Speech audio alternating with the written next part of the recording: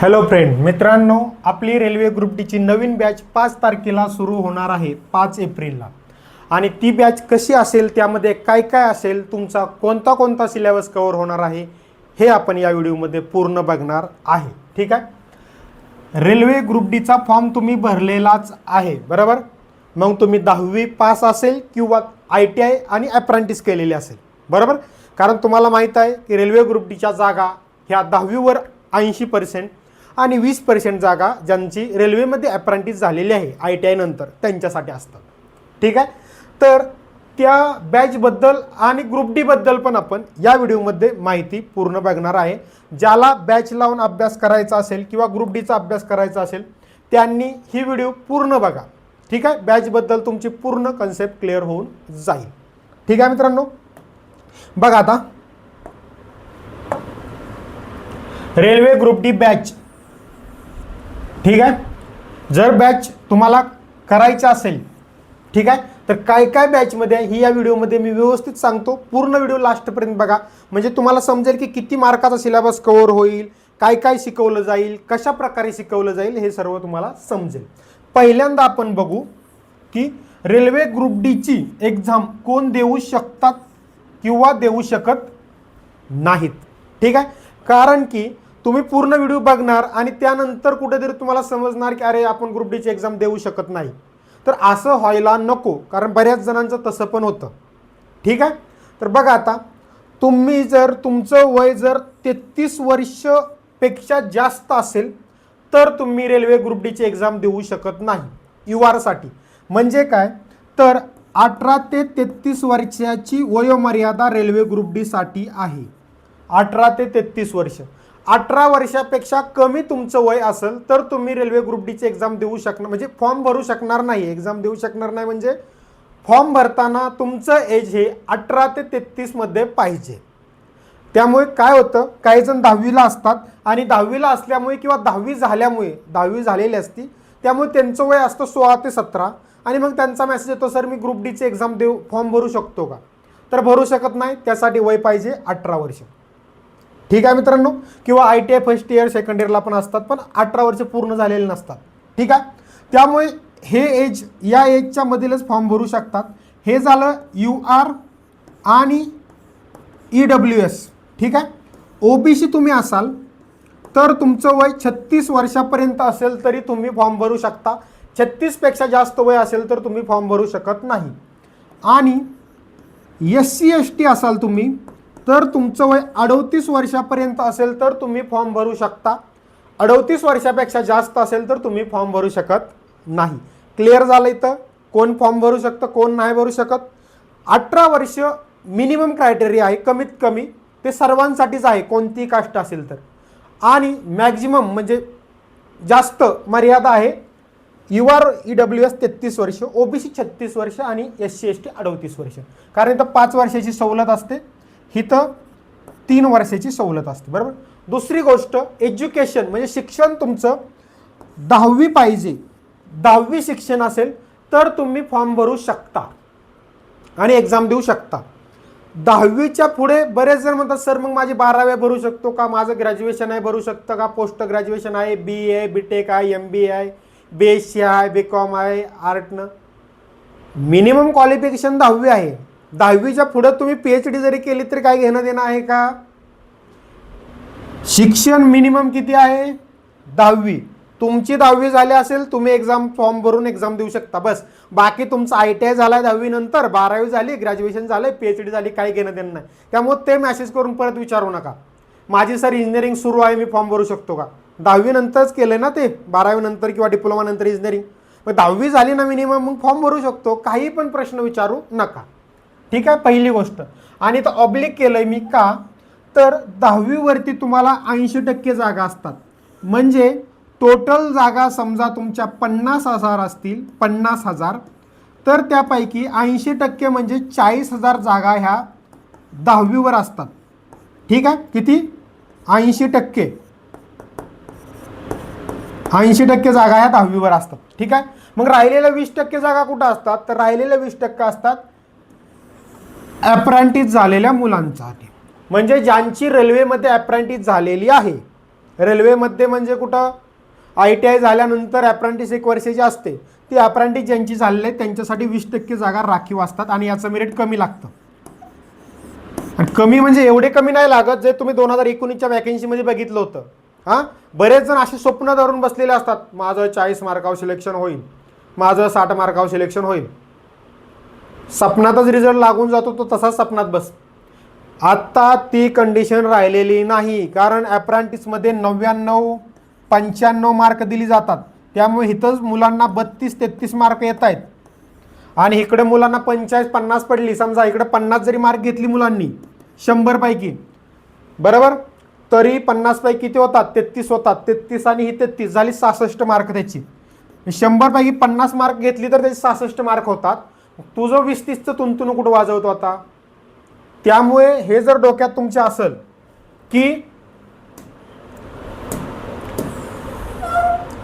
की माझी अप्रेंटिस झालेली आहे त्यामुळे माझं सिलेक्शन होईल वगैरे तुम्हाला वाटत असेल तर हे डोक्यातून काढून टाका मित्रांनो. ठीक आहे, कारण 60 ते 65 मार्काचं टार्गेट ठेवा. 100 पैकी अप्रेंटिस झाले विसरून जा, ते नंतर ॲड होतील मार्क, पण मिनिमम 100 पैकी 60-65 मार्क मला पाडायचे, 65 मार्क असं टार्गेट ठेवून अभ्यास करा. आता समजलं, 10वी झाली, फॉर्म भरू शकता. जर तुमचं ITI अप्रेंटिस झाले असेल तर 20% वेगळ्या जागा आहेत, त्यातून तुम्ही फॉर्म भरू शकता, पण मिनिमम 10वी. ठीक आहे, आता नेक्स्ट बघा, आपण बॅच कशी असेल ते. पूर्ण बॅच डिजिटल बोर्डवर असेल, याच डिजिटल बोर्डवर पूर्ण बॅच घेतली जाईल. ठीक आहे. दुसरं, बॅच मी स्वतः घेणार आहे. मी स्वतः पूर्ण लेक्चर सर्व विषयाचे घेणार आहे. मी स्वतः टीचिंग करणार आहे आणि माझं टीचिंग तुम्हाला माहीत आहे, एकदम बेसिकपासून 10वीच्या मुलाला समजेल अशा भाषेत असतं. ठीक आहे. नेक्स्ट, मराठी भाषेत बॅच असेल, लक्षात घ्या. काही शब्द वगैरे जे इंग्लिशमध्ये गरज आहे ते इंग्लिशमधून सांगितलं जातील. विज्ञानचं असेल, गणित बुद्धिमत्तेचे असतील, जे इंग्लिशमधून गरज आहे ते इंग्लिशमधून सांगितलं जाईल, पण बॅच आपली मराठी भाषेतली असेल. ठीक आहे. बॅचची किंमत आहे 999 रुपये. ठीक आहे, ज्यामध्ये तुम्हाला सर्व सब्जेक्ट शिकवले जातील. ठीक आहे. जर तुम्हाला पैशाचा प्रॉब्लेम असेल तर 20-30% तुम्हाला डिस्काउंट नक्की दिला जाईल. त्यासाठी या व्हॉट्सअप नंबरवर मेसेज करून किंवा कॉल करून सांगा की सर माझे 200-300 रुपये कमी करण्यात यावेत. मी 700-800 रुपये फी भरू शकतो, 1000 रुपये भरू शकत नाही. नक्की त्यावेळी तुम्हाला रिस्पॉन्स पॉझिटिव्ह येऊन तुमचं पैसे कमी करण्यात येतील. पैशामुळे तुम्हाला बॅचपासून वंचित राहणार नाही, तुम्ही याची काळजी घेतली जाईल मित्रांनो. ठीक आहे. बॅचची व्हॅलिडिटी 1 वर्षाची असेल. 1 वर्ष तुम्ही लेक्चर बघू शकता. ठीक आहे. आपली बॅच 4 ते 5 महिन्यामध्येच कंप्लीट होईल, लक्षात ठेवा. ठीक आहे. नाहीतर परत असं वाटणार की 1 वर्ष बॅच चालणार का, मग आम्ही अभ्यास कधी करायचे, मग एक्झाम होऊन जाईल. बॅच 4 ते 5 महिन्यात कंप्लीट होईल. लेक्चर तिथून पुढे पण तुम्ही 1 वर्षापर्यंत बघू शकता. म्हणजे बॅच लावल्यापासून 1 वर्ष लेक्चर तुम्ही कधीही कोणतंही लेक्चर बघू शकता. बॅच 4 ते 5 महिन्यात कव्हर होऊन जाईल. ठीक आहे मित्रांनो. 5 एप्रिलला बॅच सुरू होती मित्रांनो. 4 दिवसात बॅच सुरू होती. बॅच लगेच लावून 30% डिस्काउंट पण सुरू आहे सध्या, पण लगेच घेतली तर, आणि नंतर जरी घ्यायची झाली प्रॉब्लेम असेल तरी पण दिला जाईल. असं नाही की आत्ता सुरू आहे मग पुढे भेटेल का. ठीक आहे. तर लगेच बॅच घेऊन अभ्यासाला सुरुवात करा. बॅच अगदी बेसिकपासून असेल मित्रांनो, पूर्ण नवीन मुलांना समजेल असे. आता हे मी यासाठी लिहिलेलं आहे, नवीन मुलांना समजेल असे, कारण की बरेच मुलं असे असतात की सर आम्ही अजून अभ्यास केला नाही, नवीनच आहोत, तर आम्हाला शिकवलेलं समजेल का, किंवा आम्ही दुसरी कोणती बॅच केलेली नाही तर मग आम्हाला बेसिकपासून असेल का. एकदम बेसिकपासून 10वीच्या मुलाला समजेल अशा भाषेत शिकवलं जाईल मित्रांनो. ठीक आहे. डाऊट काय असेल तर कमेंट करून खाली अजून विचारू शकता मित्रांनो. ठीक आहे. नेक्स्ट बघा, आपली बॅच रेकॉर्डेड असेल. ठीक आहे. रोज सकाळी 10 वाजता लेक्चर येतील मित्रांनो. 10 वाजता रोज सकाळी लेक्चर येतील, कारण मला पण ड्युटीमुळे लेक्चर लाईव्ह घ्यायला जमत नाही. त्यामुळे रेकॉर्डेड लेक्चर बनवून रोज सकाळी 10 वाजता टाकली जातील. तुम्ही तुमच्या वेळेनुसार कधीही बघू शकता. तुमच्यातील पण बरेच जण जॉब करत असतील, पार्ट टाइम जॉब करत असतील कुठे, बरोबर, तर त्यांना त्यावेळी जमत नसेल तरी ते दिवसभरात किंवा तिथून पुढे 1 वर्ष कधीही कोणतंही लेक्चर कधीही 1 वर्षात तुम्ही बघू शकता. ठीक आहे. आणि एकदम प्रॉपर फोल्डर बनवून तुम्हाला टाकली जातील, चॅप्टर वाईज फोल्डर बनवून त्याचं लेक्चर, परत त्याची PPT जी लेक्चरमध्ये घेतलेला आहे त्याची PPT वगैरे व्यवस्थित तुम्हाला दिली जाईल. ठीक आहे. बॅच जरी रेकॉर्डेड बनवत असेल तर अशा पद्धतीने बनवेल की बेसिकपासून तुम्हाला कळून जाईल, सर्व डाऊट राहणार नाही, याची पुरेपूर काळजी घेईल. ठीक आहे.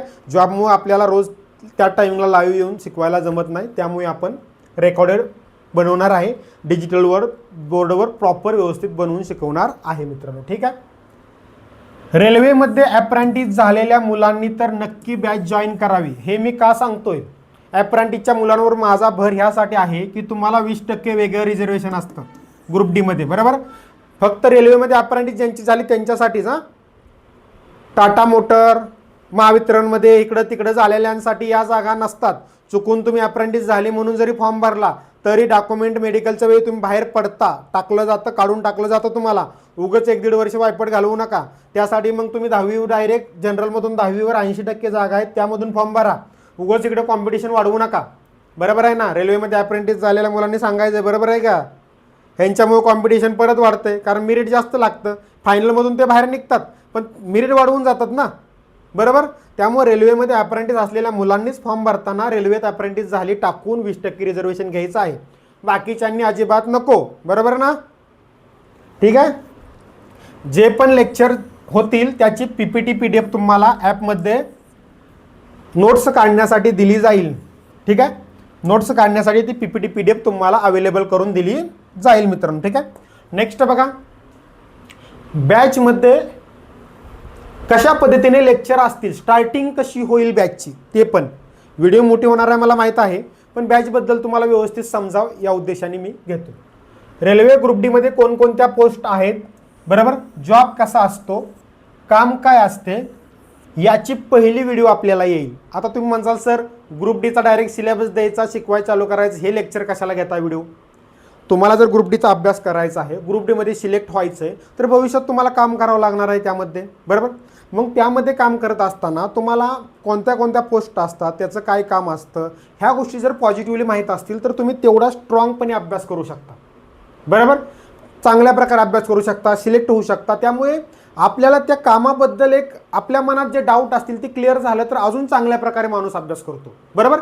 एखादी गोष्ट आपल्याला करायची पण ते काय आहे त्यात नक्की, कशा पद्धतीने आहे ती गोष्ट हेच नसेल माहीत तर मग ते करताना पण थोडं डाऊट निर्माण असतात माइंडमध्ये. म्हणून त्या गोष्टीबद्दल पूर्ण माहिती घ्यायची. म्हणून आपण हे पहिले व्हिडिओ तुम्हाला लेक्चरमधली पहिले व्हिडिओ आपले असेल ग्रुप डीमध्ये असणाऱ्या पोस्ट आणि त्याविषयी माहिती. दुसरी लेक्चर असेल आपलं ग्रुप डीबद्दल संपूर्ण माहिती. हे लेक्चर पण महत्त्वाचं असेल कारण यामध्ये तुम्हाला एक्झाम पॅटर्न, सिलेबस ह्या गोष्टी समजून जातील, बरोबर. म्हणजे कोणता सब्जेक्ट किती मार्काला आहे, फिजिकल काय काय आहे, वयोमर्यादा शिक्षण तर मी सांगितलंच, निगेटिव्ह मार्किंगमध्ये काय आहे, भाषा कोणती असते, मराठी भाषेत एक्झाम असतात ग्रुप डीच्या, लक्षात घ्या. बरेच जण अजून पण एवढ्या झोपेत आहेत की विचारतात मेसेज करून, सर मराठीत एक्झाम होती का रेल्वेची? अरे सर्व एक्झाम मराठीतच होतात रेल्वेची. आता एक्झाम फॉर्म भरताना तुला फक्त ती भरायची, मराठी भाषा टाकायची एक्झाम फॉर्म भरताना. तिथं एकदा निवडली मराठी भाषा की तुझी एक्झाम मराठी भाषेतच होणार. ठीक आहे सर. ह्या सर्व गोष्टी एक्झाम पॅटर्न, फिजिकल वगैरे सर्व माहिती या व्हिडिओमध्ये तुम्हाला भेटेल. ती आपली बॅचमधली दुसरी व्हिडिओ असेल. ठीक आहे. तिसरी व्हिडिओ असेल ग्रुप डीचा अभ्यास कसा करावा. कारण ही पण व्हिडिओ महत्त्वाची असते की तुम्हाला एक सुरुवात कुठून करावी, कशी करावी हे एक्झॅक्ट व्यवस्थित का आलं एक्झामचं की लगेच तुम्ही त्या मार्गाने जाऊन अभ्यास चांगल्या प्रकारे करता. त्यामुळे यावर पण एक व्हिडिओ असावी असं मुलांचं म्हणणं होतं. त्यामुळे मी तिसरं लेक्चर आपलं ते असणार आहे की ग्रुप डीचा अभ्यास कसा सुरुवात करावी, कशा पद्धतीने केला पाहिजे, टॉपिक वगैरे ह्या गोष्टी आपण यामध्ये एक्सप्लेन करणार आहे. चौथी व्हिडिओ असेल गणित बुद्धिमत्तेचे बेसिक कन्सेप्ट. आता ही व्हिडिओ आपण ALP मध्ये पण घेतलेली आहे, ग्रुप डी मध्ये पण घेणार, टेक्निशियनमध्ये पण घेणार. कारण हे बेसिक कन्सेप्ट तुम्हाला प्रत्येक एक्झामसाठी लागणार आहेत. वर्ग, पाडे, घन, ABCD, बरोबर. ह्या गोष्टी तुम्हाला लागणार आहेत, त्यामुळे आपण ते घेणार आहे. चौथ्या व्हिडिओमध्ये ते असेल बेसिक कन्सेप्ट वगैरे सर्व गोष्टी. ठीक आहे मित्रांनो. पाचवी व्हिडिओ तुमची असेल सामान्य विज्ञानचा अभ्यास कसा करावा. कारण काय आहे की सामान्य विज्ञान हा विषय ग्रुप डीला 25 मार्काला आहे, तुम्हाला माहीत आहे, बरोबर. त्यामुळे हा विषय वाऱ्यावर तर सोडून जमणार नाही, 25 मार्काला आहे. तर त्याचं विज्ञान कुठून करावं, कसं करावं, त्याचा अभ्यास कशी सुरुवात करावं हे पण बऱ्याच जणांचा प्रॉब्लेम असतो. म्हणून आपण त्याचे एक व्हिडिओ सेपरेट बनवणार आहे कारण मला एवढं माहीत आहे की मला जेवढं देऊ शकतो मी तेवढं मी तुम्हाला देणार आहे. एकदम प्रिपरेशन कसं करायचं, कुठून सुरुवात करायची, कशा पद्धतीने अभ्यास करायचा, हे सर्व पद्धत. ठीक आहे. त्यामुळे विज्ञानचा अभ्यास कसा करावा याच्यावरची पण एक व्हिडिओ तुम्हाला 5व्या लेक्चरमध्ये आपण देणार आहे. अशा पद्धतीने आपली 5 लेक्चर असतील. ठीक आहे. अशा पद्धतीने आपली 5 लेक्चर असतील मित्रांनो. ठीक आहे. पहिलं लेक्चर पोस्टबद्दल माहिती ग्रुप डीच्या ज्या पण आहेत, कारण ALP सारखं नाही की एकच पोस्ट आहे यामध्ये 12 ते 15 पोस्ट आहेत. बरोबर. त्या सर्व पोस्टची नावं आणि त्यांचं काम काय थोडक्यात सांगेल. दुसरं सिलेबस, एक्झाम पॅटर्न, फिजिकल काय असतं, कसं सिलेक्शन प्रोसेस असते हे सांगेल. ग्रुप डीचा अभ्यास कसा करावा, सुरुवात कशी करावी ही 3ऱ्या लेक्चरमध्ये. 4थ्या लेक्चरमध्ये बेसिक कन्सेप्ट घेईल. ठीक आहे.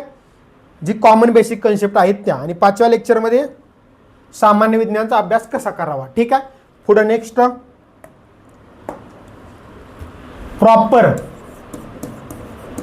प्रॉपर बॅचला सुरुवात होणार 6व्या लेक्चर पासून.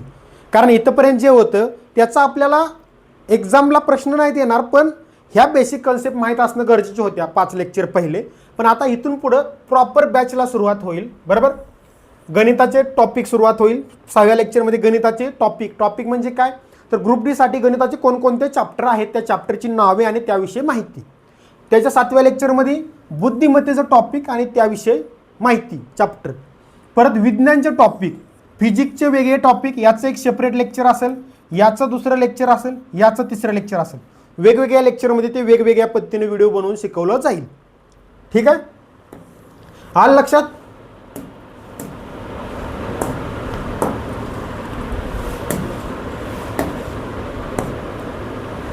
ठीक आहे. आलं लक्षात. बॅच घ्यायची असेल तर प्ले स्टोअरवर जाऊन कशी बॅच घ्यायची हे पण समजलं पाहिजे. रेल्वे प्रेमी मराठी क्लासेस हे ॲप प्ले स्टोअरवरून जाऊन डाउनलोड करून घ्या. त्यामध्ये तुम्हाला बॅच दिसून जाईल. तिथून तुम्ही ऑनलाईन बॅच तिथून परचेस करू शकता. ठीक आहे.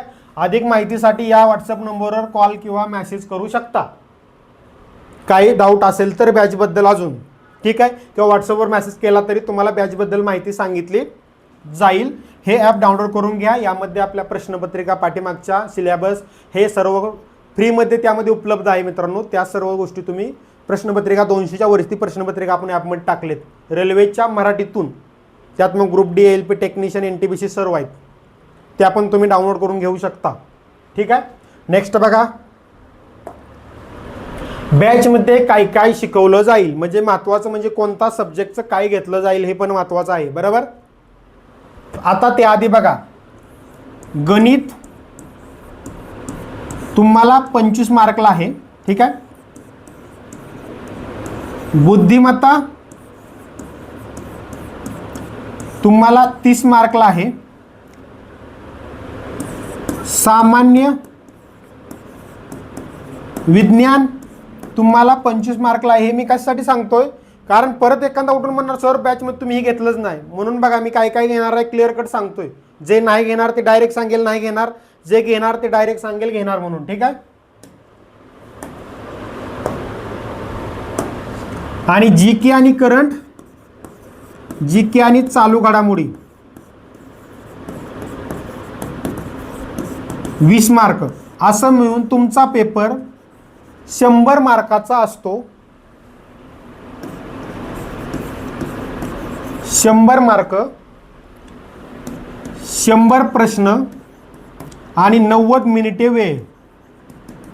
अशा पद्धतीने तुमचा पेपर होणार. ग्रुप डीचा एकच पेपर असतो 100 मार्काचा, लक्षात घ्या. ठीक आहे. एकच 100 मार्काचा पेपर असतो. त्यानंतर डायरेक्ट फिजिकल असतं आणि सिलेक्शन. त्यामुळे एकच पेपरचा अभ्यास करायचा 100 मार्काच्या. या 100 मार्कापैकी गणिताचे आपण पूर्ण लेक्चर मधून कव्हर करून घेणार आहे. तुम्हाला काही डाऊट राहणार नाही. डायरेक्ट लेक्चर करणे, लेक्चर झाला एखादा चॅप्टर की त्यावरचे PYQला अजून पडलेले प्रश्न घेणे. मी PYQचे प्रश्न घेऊनच शिकवणार आहे. टेन्शन घ्यायची गरज नाही. रेल्वेला पडलेले प्रश्न घेणार आहे त्यामध्ये. पण सरावासाठी अजून तुम्हाला त्या टॉपिकवरचे लगेच 30-40 प्रश्न सोडवायचे. अजून परफेक्टच टॉपिक झाला पाहिजे तो. ठीक आहे. बुद्धिमत्तेचे आपण सर्व लेक्चर घेऊन शिकवणार आहे. पूर्ण लेक्चर असतील त्याचे. बेसिक पासून एकदम लेक्चर घेऊन शिकवलं जाईल. कोणताही डाऊट राहणार नाही. ठीक आहे. सामान्य विज्ञानचे पण पूर्ण लेक्चर घेऊन शिकवलं जाईल, काही डाऊट राहणार नाही.